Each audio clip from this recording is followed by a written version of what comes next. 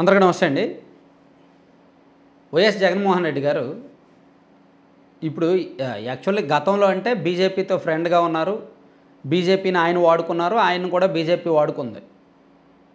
గత 5 ఏళ్ళు బాగానే నడిచింది. సో ఇప్పటికీ కూడా ఇంటర్నల్గా వాళ్ళు ఎంతో కొంత బీజేపీకే సపోర్టివ్గా ఉన్నారు. సెంట్రల్లో రాజ్యసభ సభ్యుల బలం ఎక్కువగా ఉంది కాబట్టి ఎన్డీఏ కూటమికే సపోర్టివ్గా ఉన్నారు. కానీ సెంట్రల్లో మధ్యంతర ఎన్నికలు వస్తాయి అనే ఆశతో, అనే అంచనాలతో వైఎస్ఆర్ కాంగ్రెస్ పార్టీ ప్రభుత్వం ఉంది. వైఎస్ఆర్ కాంగ్రెస్ పార్టీ ఉంది. జగన్మోహన్ రెడ్డి గారు ఉన్నారు. మధ్యంతర ఎన్నికలు వస్తాయనే ఆశ, అంచనాలు వాళ్ళల్లో ఉన్నాయి. సో అదే వస్తే ఎంపీలను ఎక్కువగా అంటే అదే వస్తే కేంద్రంలో ఎన్డీఏ అధికారంలోకి రాదు, ఇండియా కూటమి అధికారంలోకి వస్తుంది మధ్యంతర ఎన్నికలు వస్తే మాత్రం.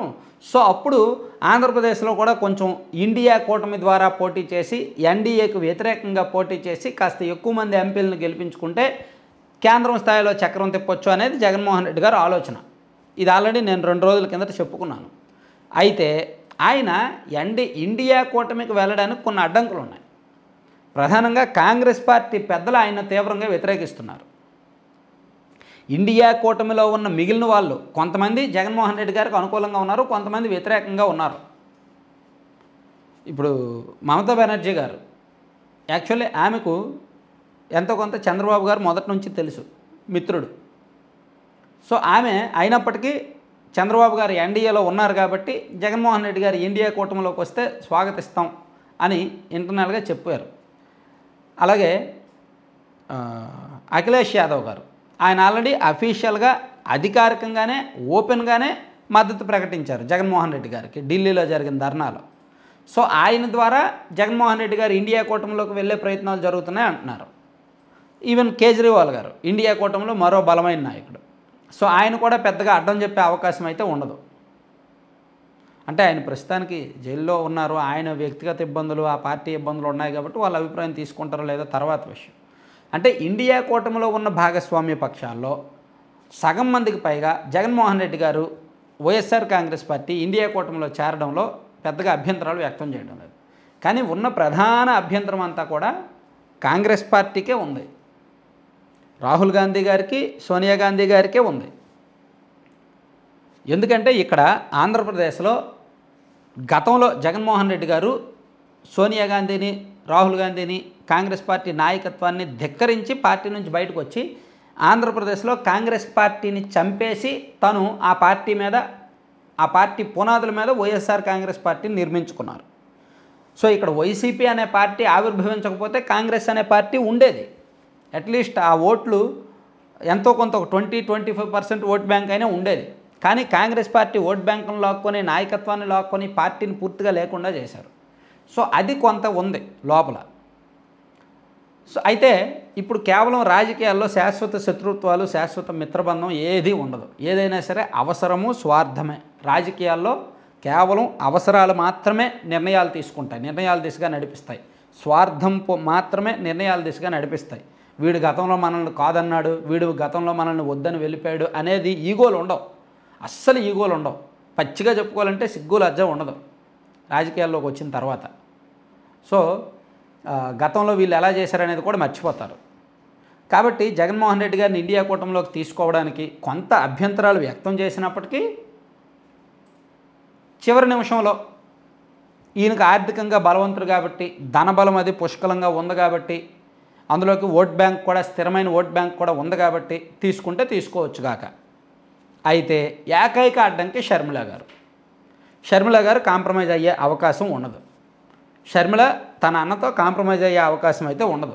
పార్టీ ఆమెకు కాంగ్రెస్ పార్టీ మీద ఇష్టంతోనో అభిమానంతోనో ఆ పార్టీలోకి వెళ్ళారు అనే కంటే తన అన్న మీద అయిష్టతతో, తన అన్న మీద ద్వేషంతో ఆమె ఆంధ్రప్రదేశ్ రాజకీయాల్లో అడుగుపెట్టారు అనడం సమంజసం.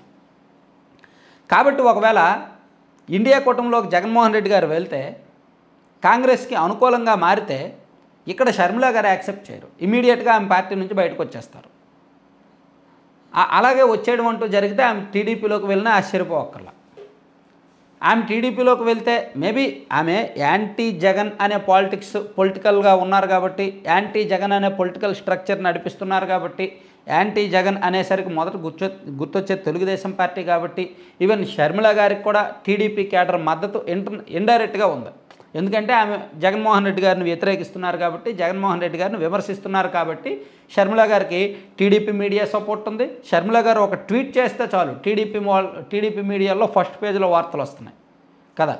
అదే షర్మిల గారు జగన్మోహన్ రెడ్డి గారికి అనుకూలంగా మారితే టీడీపీ వాళ్ళు పట్టించుకోరు ఆమెను. అంటే షర్మిల గారు రాకని యాక్సెప్ట్ చేస్తారు, తెలుగుదేశం పార్టీ శ్రేణులు యాక్సెప్ట్ చేస్తారు. ఒకవేళ ఆమె టీడీపీలోకి వస్తే అలా వచ్చే పరిస్థితులు 99.99% జరగవు. ఒకవేళ కర్మగాలి ఇండియా కూటమిలోకి జగన్మోహన్ రెడ్డి గారు వెళ్తే కాంగ్రెస్ పార్టీ పెద్దలు జగన్మోహన్ రెడ్డి గారిని పూర్తి స్థాయిలో మనసా వాచా కర్మన ఆహ్వానిస్తే అప్పుడు షర్మిల గారు ఖచ్చితంగా ఇటువైపు వస్తారనమాట. అయితే ఇవన్నీ జరుగుతాయా లేదా అనేది తెలియాలంటే కేంద్ర ప్రభుత్వ స్థిరత్వాన్ని బట్టి ఆధారపడి ఉంటుంది, కేంద్ర ప్రభుత్వ నిలకడను బట్టి ఆధారపడి ఉంటుంది. కేంద్ర ప్రభుత్వంలో ఎన్డీఏ కూటమికి ఇప్పటికిప్పుడు వచ్చిన చిక్కేమీ లేదు. సో వాళ్ళకి అంటే ఎన్డీఏలో భాగస్వాములుగా ఉన్న పక్షాలు నమ్మదగిన వాళ్ళు అయితే లేరు.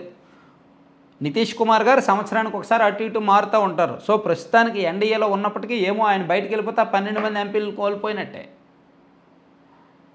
అలాగే ఎన్డీఏలో ఉన్న ఇతర పార్టీలు కూడా పూర్తి స్థాయిలో అంత నమ్మశక్యంగా లేవు. ప్లస్ బీజేపీలో కూడా నరేంద్ర మోదీ గారి తర్వాత బలమైన నాయకత్వం లేదు.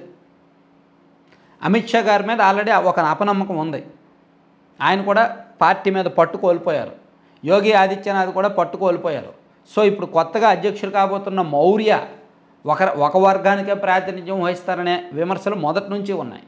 JP Nadda silent, Nitin Gadkari silent, Rajnath Singh silent. వాళ్ళ వ్యవహారాలు వాళ్ళ పనులు వాళ్ళకు ఉంటాయి. సో ఇలా బీజేపీ కూడా ఒక రకమైన ఇబ్బందుల్లో ఉంది.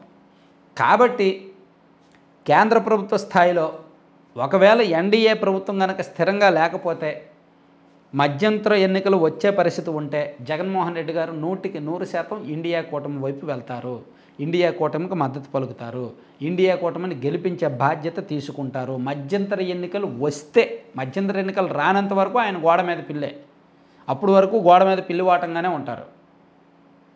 అప్పుడు ఎన్నికలు వచ్చేటట్టుంటే బీజేపీ ప్లస్ ఎన్డీఏ ఓడిపోయే అవకాశాలు ఎక్కువ ఉంటాయి కాబట్టి అటు వెళ్తారు. అటు వెళ్ళి మొత్తం తనే నడిపించే ఆలోచనలో ఉన్నారన్నమాట. అప్పుడు షర్మిల గారు ఇటు వచ్చే అవకాశం అయితే కనిపిస్తోంది.